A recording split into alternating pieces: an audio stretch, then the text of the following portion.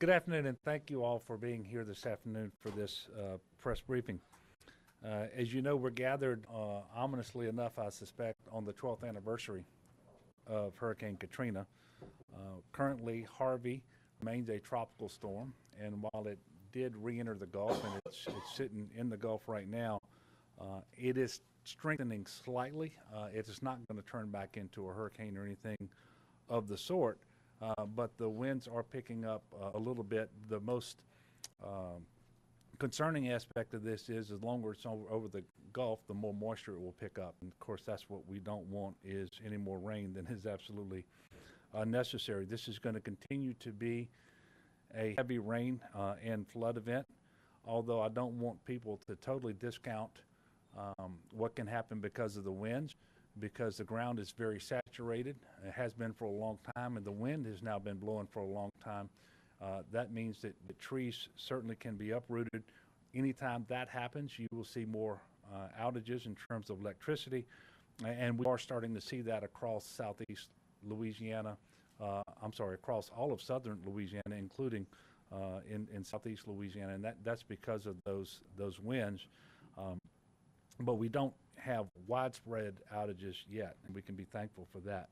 We do anticipate over the next 24 hours that southwest Louisiana will see an additional 10 to 24 inches of rain, and this is in concert with a storm surge that remains in the 1 to 2 feet above ground level, which will prevent the rivers from draining as we would want them to, which will exacerbate the flooding problems.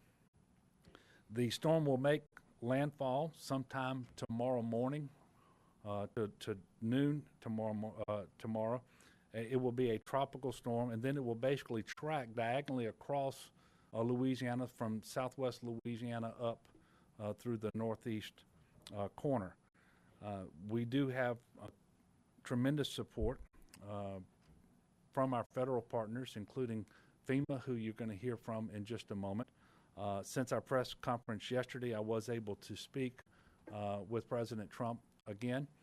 He did announce that there is an intention, I don't know if this is final, but that he would visit our state on Saturday.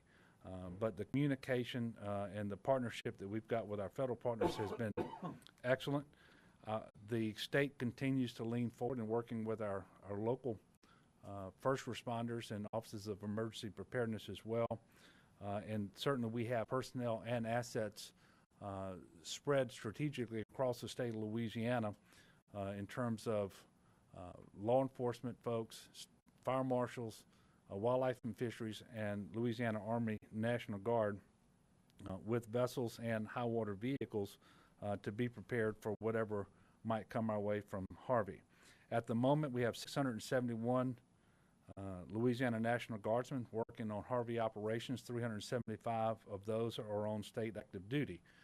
The National Guard, with both high water vehicles and boats, in conjunction with the State Fire Marshal's Office and the Wildlife and Fisheries, did assist local first responders in Calcasieu Parish last night with rescues in 3 different locations across the parish, starting at about 6 o'clock last night, finishing up about 1 or 2 o'clock this morning, making about 500 rescues.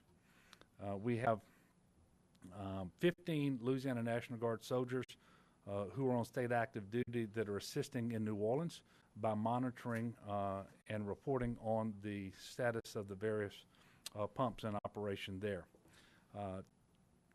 Last night, 269 individuals were in shelters across southwest Louisiana.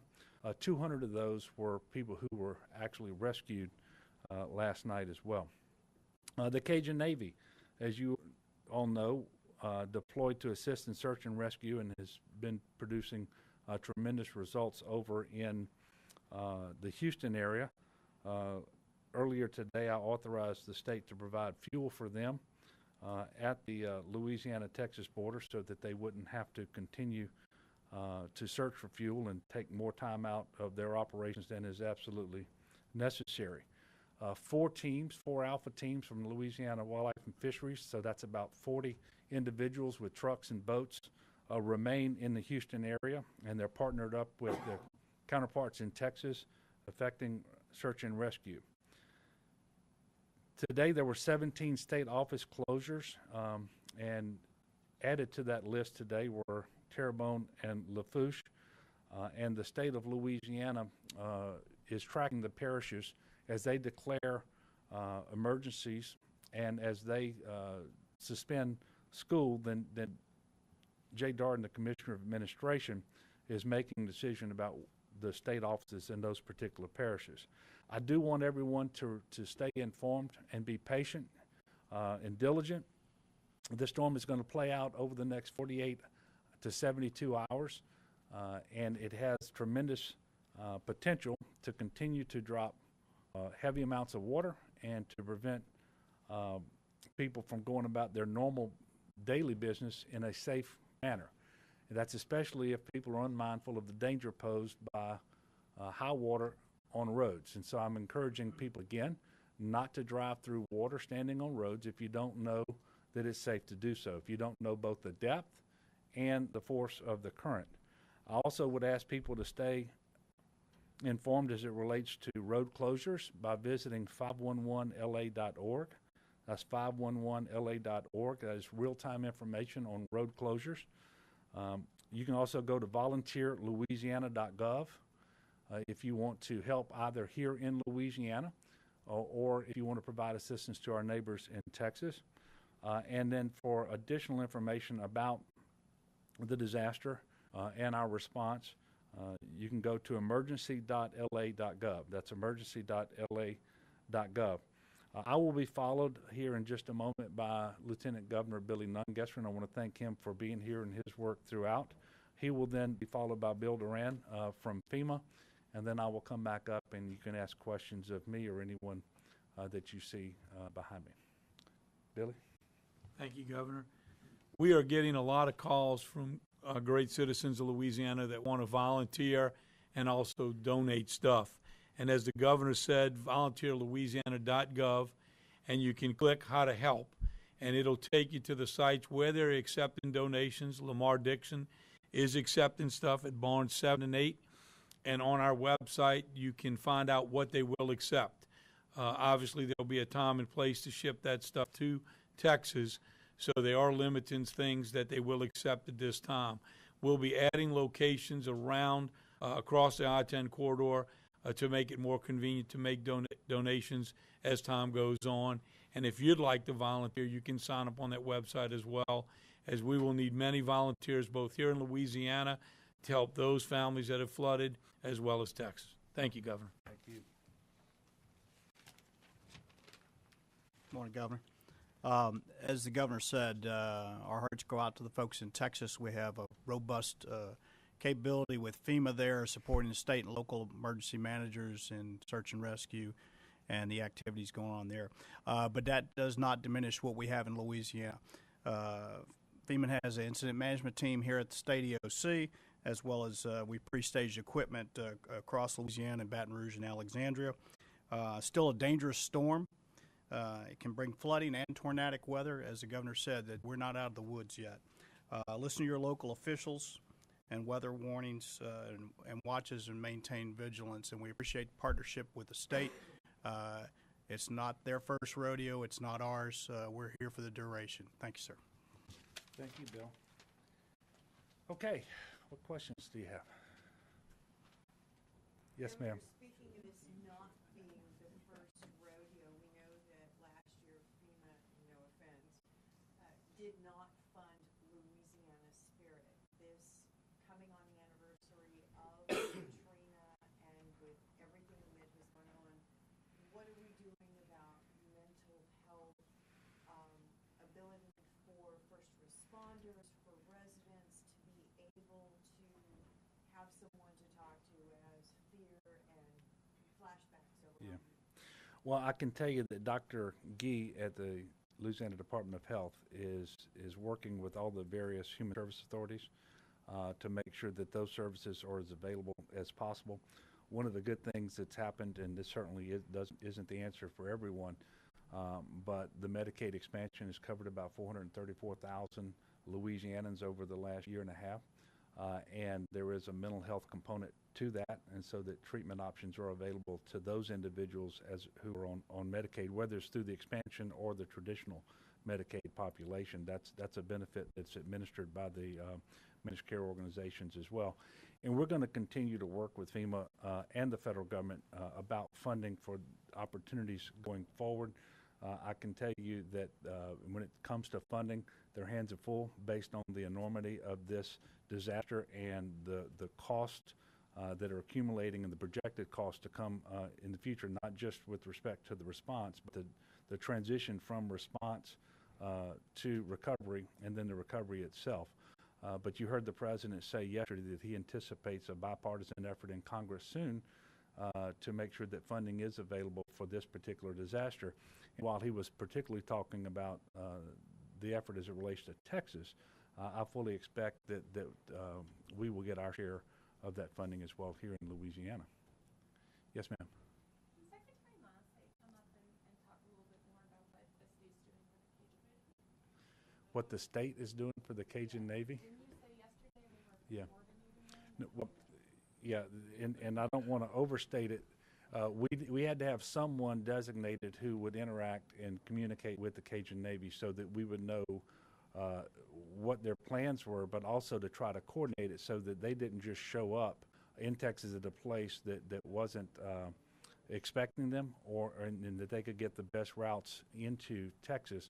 And he has been doing that, but we were actually able to, I was actually able to talk directly with some individuals of the Cajun Navy this morning, and that's when they had requested that we make fuel available to them.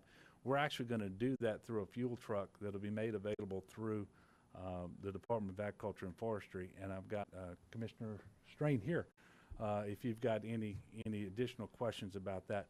But the coordination is not so much that we're in control of what the Cajun Navy is doing in Texas. We just want to make sure that they're talking to the authorities in Texas so that their efforts can be coordinated so that they both don't get in the way, but also so that they can do the most good.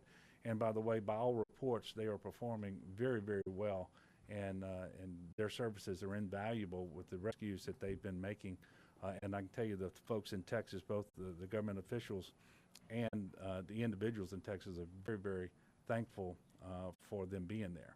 Now, if you still want to talk to either the secretary or to the commissioner, we can do that. I can do it afterwards. Okay. Thank you. Yes, sir.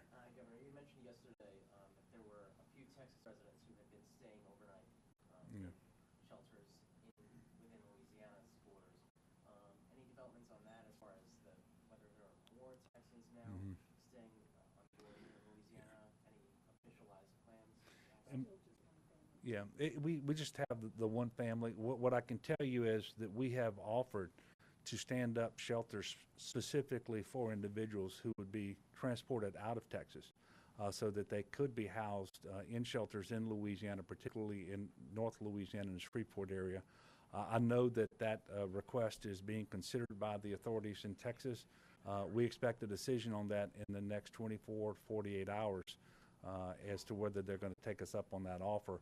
But we are planning now as if they will, so that we'll be able to execute that mission should they choose to take advantage of that opportunity. Yes, ma'am. We know that the recovery from last year's floods is still going on. The state hasn't received its full request for money from Congress that it was seeking. How does the president speaking to recovery aid for Harvey, how does that play into the state's chances for, I guess, additional flood aid? Well, I mean, it's too early to know, and you're not talking about damage that we are seeing because of Harvey. You're talking about previous damage. Well, anytime this is historically how it's worked in the past, and assuming it works this way going forward, anytime you have an appropriation by Congress for disaster assistance, for example, through the CDBG program administered by HUD, whatever unmet need has been demonstrated to HUD and that they accept is taken into consideration in that next appropriation.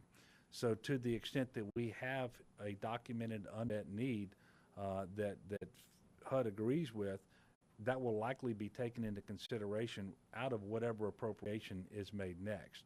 And so we're working with them, as we have been now for well over a year, documenting damage here in Louisiana and what that unmet need is as it relates to housing, but also as it relates to business loss and to infrastructure enhancements. Yes, sir. One more question for you. So you're headed to Lake Charles later today, later this afternoon. If you could sort of give a preview as to your communication with officials there, the specific needs that they've been asking from the state. So. Well, I think we've had about 65 web EOC requests from across the state. The vast majority of those have had to do with sandbags, and those sandbags are being delivered and are being used as needed. In fact, I was talking to the manager down in Cameron Parish this morning, and he was telling me that the sandbags had been well used down there and protected a number of businesses and houses. The biggest request for assistance up to now has been the pre-staging of assets and people. So having high water vehicles, having boats close enough to the areas where we anticipated that they would be needed has been the biggest request up to now. Now, however, that we've gotten into the actual search and rescue mode in Calcasieu Parish, at least last night, and anticipating some additional need for that, this opportunity that we're going to have today to meet face-to-face and talk to these local first responders and these directors of the Offices of Emergency Preparedness, the sheriffs and other law enforcement agencies in southwest Louisiana, I think will be invaluable. And that's why I'm taking the leadership team with me, including Colonel Wascom from here at GOHSEP, but also General Curtis from the National Guard and Colonel Reeves from the State Police as well. Last question. Governor, you talked about the shelters being available for Texans, but with this storm expected to cross from southwest Louisiana to northeast Louisiana, do you anticipate that those shelters will be needed for any of our own residents throughout this, and you're keeping them available? Yeah, the shelters that we're going to make available to Texas, we do not anticipate that we would need, and we have tremendous sheltering capacity. For example, in Rapides Parish, that facility can easily accommodate 2,000 people that would be available for folks from Louisiana, and we have much more capacity than that up in central and north Louisiana in Monroe, for example. So we're not doing anything that will jeopardize our ability to make sheltering available to Louisiana citizens, but we are trying to be good neighbors to Texas and understanding that we have this additional capacity and they likely have the need. We're going to make that available to the folks in Texas. I want to thank you very much for being here. We anticipate having another Unified Command Group meeting tomorrow here at GOHSEP at 1100 hours. And it'll be followed similarly by another press conference.